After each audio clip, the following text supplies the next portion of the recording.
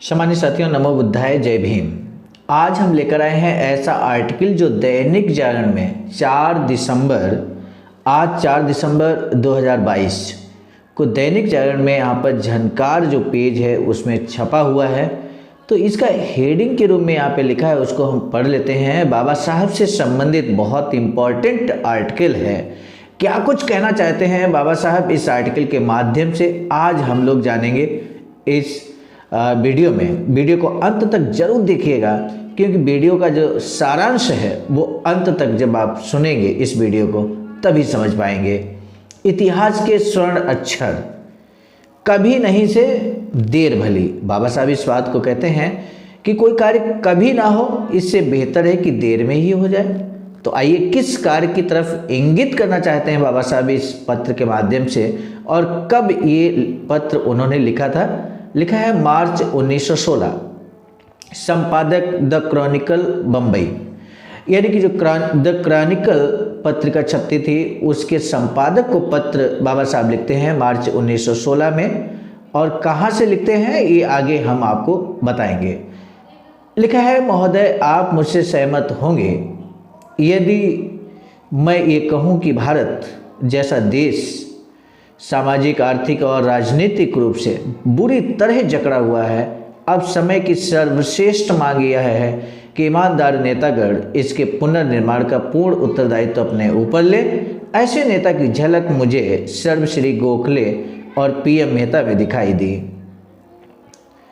बाबा साहब आगे लिखते हैं कि जिन्होंने अपने उद्देश्य प्राप्ति हेतु उत्साह दर्शाया एवं बलिदान दिया, दोनों ही अत्यंत धन्यवाद के पात्र हैं। लोगों के साथ उनकी पहचान और उनमें निर्भरता इतनी प्रगाढ़ थी कि उनकी अकस्मात मृत्यु कुछ क्षणों के लिए प्रकृति का छल लगी थी। उनके प्रति आभार ये है कि उन्होंने हमारी बहुत सी समस्याओं को सुलझाने के लिए संघर्ष किया। उनमें से कुछ को सुलझा लिया और शेष को हम लोगों को सामना करने के लिए छोड़ दिया। किंतु हम लोगों ने उनके द्वारा किए गए कार्यों के प्रति अपनी भावनाओं को आने वाले समय में किए जाने वाले काम के लिए पूरी तरह से अपने से अलग करके रख दिया। फिर भी हम लोग उनके लिए आभार प्रकट करते हैं। यह स्वाभाविक है कि उनकी स्मृतियों को याद करने के लिए उनके स्मारक बनाने चाहिए, जिन्होंने हमारे लिए हमारी आज की समस्याओं का सामना करने हेतु निस्वार्थ भाव से कड़ी मेहनत की है। भारत के समाचार पत्र जो मेरे पढ़ने में आए हैं वे बताते हैं कि इंडियन सोसाइटी के सेवकों की शाखाएं विभिन्न स्थानों पर मिस्टर गोखले का स्मारक स्थापित करना चाहती हैं, जबकि सर पीएम मेहता का स्मारक बम्बई म्यूनिसिपल ऑफिस के सामने एक पुतले के रूप में मौजूद है। मैं व्यक्तिगत रूप से कहना चाहता हूं कि सर पीएम मेहता का यह स्मारक उनके सम्मान और गरिमा के मुकाबले बहुत ही मामूली और छोटा है। मैं उनके इस स्मारक को अच्छा तभी मानता जब ये आने वाली पीढ़ियों के लिए स्थायी रूप से भी उपयोगी होता। इन दो उद्देश्यों को साथ में मिलाते हुए मैं नम्रतापूर्वक विचार करने का प्रस्ताव करता हूँ कि सर पीएम मेहता का स्मारक बम्बई में एक सार्वजनिक पुस्तकालय के रूप में होना चाहिए और इसका नाम हो सर फिरोज शाह मेहता लाइब्रेरी। बड़ा दुर्भाग्य है कि अभी तक हम पुस्तकालय का मूल्य नहीं समझ पाए हैं, जबकि ये समाज की उन्नति और प्रगति की संस्था होती है। उसकी अच्छाइयों को विस्तार से बताने के लिए यह जगह नहीं है। बम्बई के प्रबुद्ध जनसाधारण एक अच्छे पुस्तकालय के लिए लंबे समय से तरस रहे हैं, जिसमें निराश होने जैसी कोई बात नहीं है। समय से पहले सुधार करना अच्छा रहता है।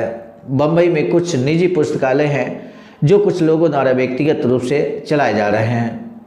यदि वे अव्यवस्थित संस्थाएं सर पीएम मेहता स्मारक फंड से उनके नाम से एक ही इमारत में लामबंद हो जाएं, तो बम्बई शहर इन दोनों उद्देश्यों को प्राप्त कर लेगा। जहाँ तक किताबें खरीदने के लिए फंड और आधुनिक प्रबंधन का सवाल है, मुझे विश्वास है कि यहाँ के लोग उदारता से दान देंगे। मैं अमेरिका के सबसे बड़े विश्वविद्यालयों में से एक का विद्यार्थी होने के नाते ये विश्वास करता हूँ कि पुस्तकालय एक ऐसी जगह होती है जहाँ लोगों के बौद्धिक एवं सामाजिक विकास एवं प्रतिभा में वृद्धि होती है। मुझे बड़े दुख के साथ ये कहना पड़ रहा है कि बम्बई शहर में इसकी कमी है। अतः इस शुभ अवसर का लाभ उठाते हुए मैं बम्बई की जनता से प्रार्थना कर रहा हूँ कि आधुनिक भारत के इस महानायक का सुव्यवस्थित एवं स्थायी स्मारक बनाने का पूर्ण कार्य करें। भारत से 10,000 मील दूर रहते हुए देश का समाचार मिलने में समय लग जाता है। परिणाम स्वरूप मुझे प्रस्ताव करने में कुछ देरी अवश्य हो गई है, परंतु कार्य के कभी ना होने से अच्छा है उसका देरी से हो जाना। भक्ति करके यहाँ बाबा साहब ने लिखा है, Bhimrao Ambedkar, Livingston hall, Columbia विश्वविद्यालय, न्यूयॉर्क सिटी, यूएसए। तो ये बाबा साहब ने उस समय कोलंबिया विश्वविद्यालय में सन 1916 में पढ़ रहे थे और उसी दौरान ये पत्र लिखा है द क्रॉनिकल बम्बई संपादक के नाम से, मार्च 1916 में।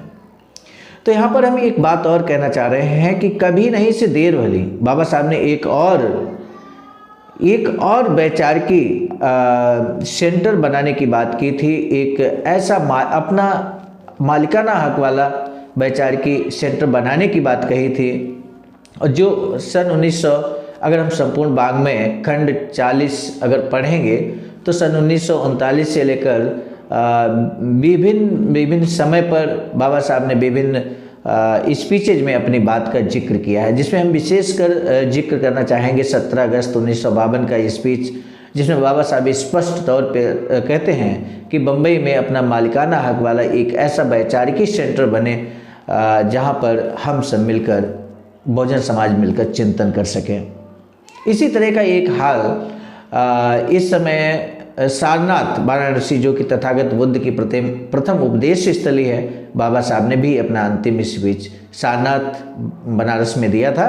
तो ऐसी जगह पर अखिल भारतीय अनुसूचित जाति जनजाति कर्मचारी कल्याण एसोसिएशन के द्वारा एक वैचारिकी सेंटर का निर्माण किया जा रहा है। आप सभी सम्मानित साथियों से अनुरोध है कि इस वैचारिकी सेंटर के लिए आप भी अपना अमूल्य योगदान दें।